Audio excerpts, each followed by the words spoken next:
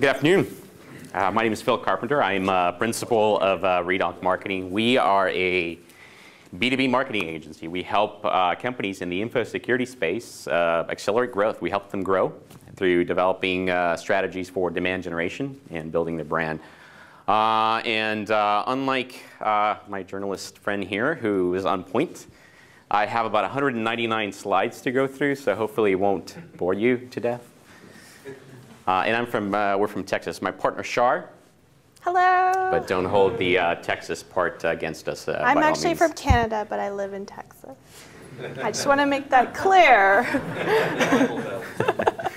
Anyway, we wanted to talk about social media and the 5 things that you should be doing to be winning. Not like the Charlie Sheen way, but a better, non-negative, more efficient way to win from a marketing perspective. So, and when we think about social media, we always think about, where the fish are. Customers, analysts, press, everyone that you interact with on a day-to-day basis from a marketing perspective and as well from a PR side as well. So fish where the fish are is kind of the saying that we love. Yeah, and as B2B companies, lots of times I hear them talking about, we don't want to be on Facebook, we don't want to be tweeting. Our customers aren't actually there. They're not there for business purposes, but they are. And it's a good way to reach them in places that they go every day. They spend a lot of time there. And if you're not doing that, you're probably missing an opportunity to talk to them, participate in conversations where they're talking about you, trying to figure out how to solve problems.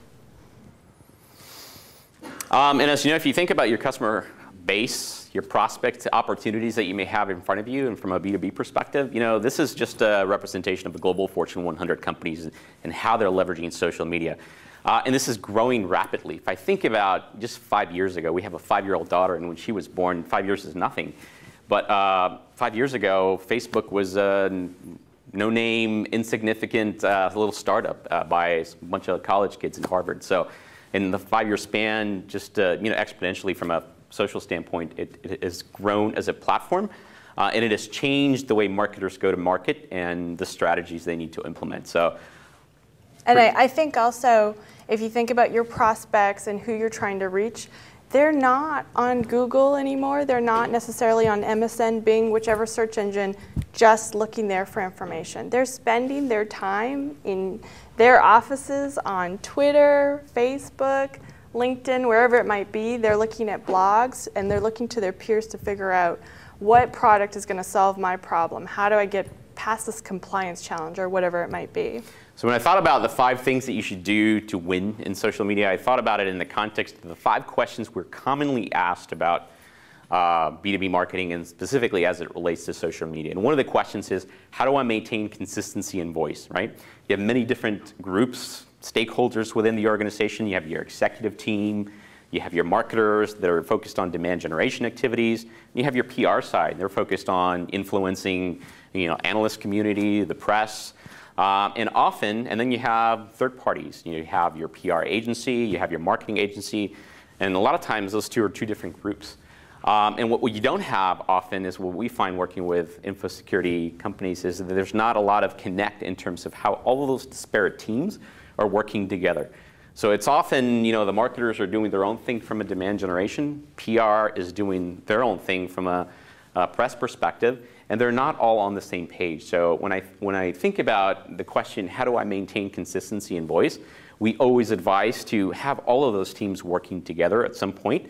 So there's some kind of cohesive strategy in terms of communicating your brand effectively in the marketplace. So find the voice is really about training your organization to talk as one, understand what the brand means from a communication perspective, and how that brand is communicated through social channels, LinkedIn, Facebook, Twitter, on and on and on. Public relations, your emails, all of that should be integrated. All of the different people, they should be working together and working to share that same story, complementing their efforts. Yeah, the best client relationships that we have, and those that are achieving really good success and traction from a social standpoint, are those where their social media, their interactive marketing agency is working collaboratively with their PR agency to develop good, effective strategies for social media. All right, so you guys probably have heard about this thing called search.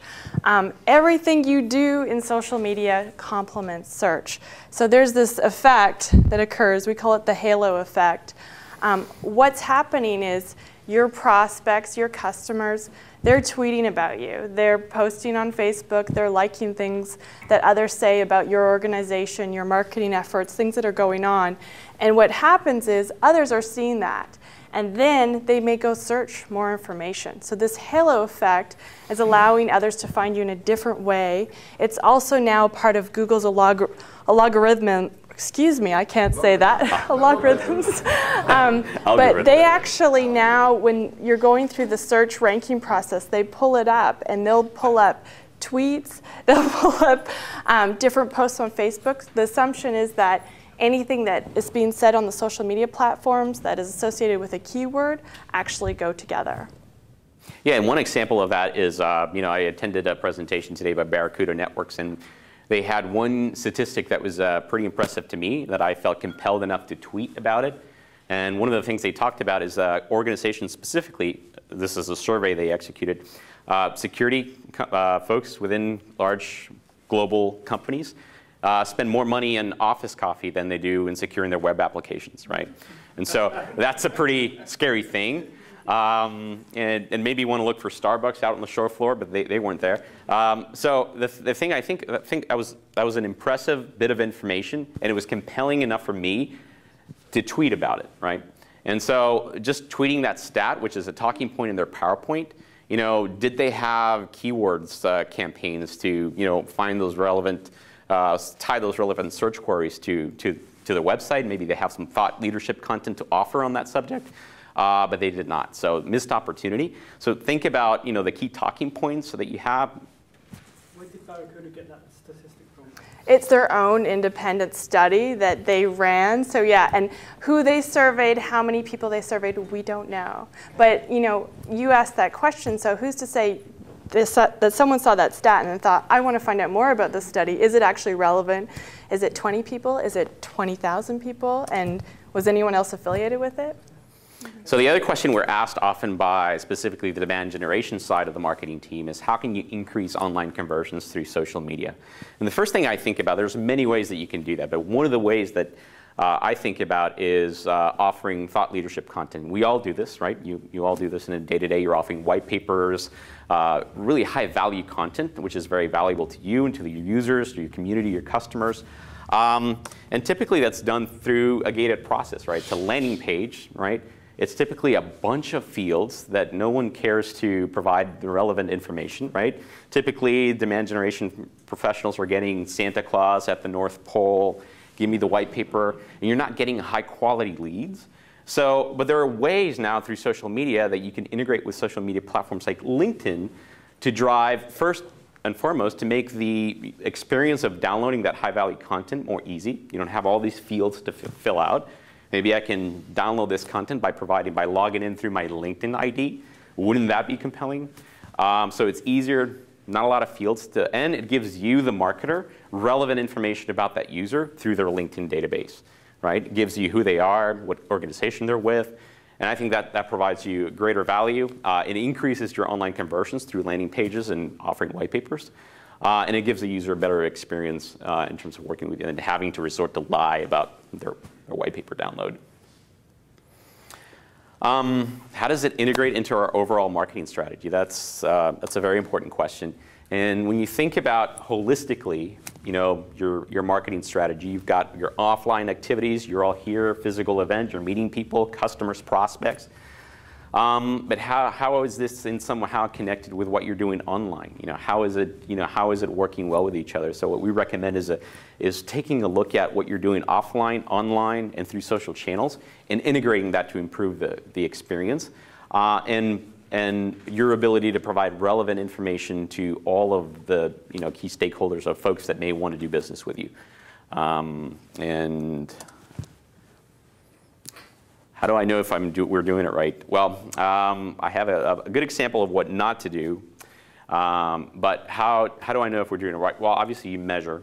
And what I would suggest, what we advise, is not to obsess too much over analytics in terms of number of clicks, things of that nature. It's really about, are you driving meaningful conversations? Are you engaging with your prospects, your customers, in a way that's meaningful? Are you getting retweets? Are you getting mentions? Are you delivering value content that is valued by your community? Or are you just really tooting your own horn about how great and sexy your product is, right? And so that, credibility is very important in social media.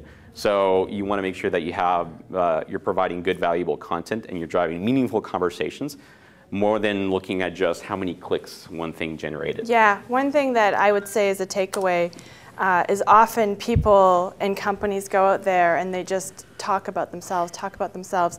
They don't really have followers. They don't really actually have participation in the community, and you're going to lose people.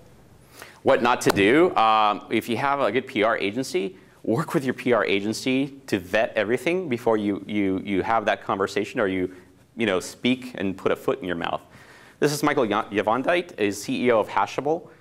If you've read anything about him recently, there was someone in the press that wrote a negative article about his company, and he threatened what sounded like physical violence in Twitter. So you got to think before you speak, right?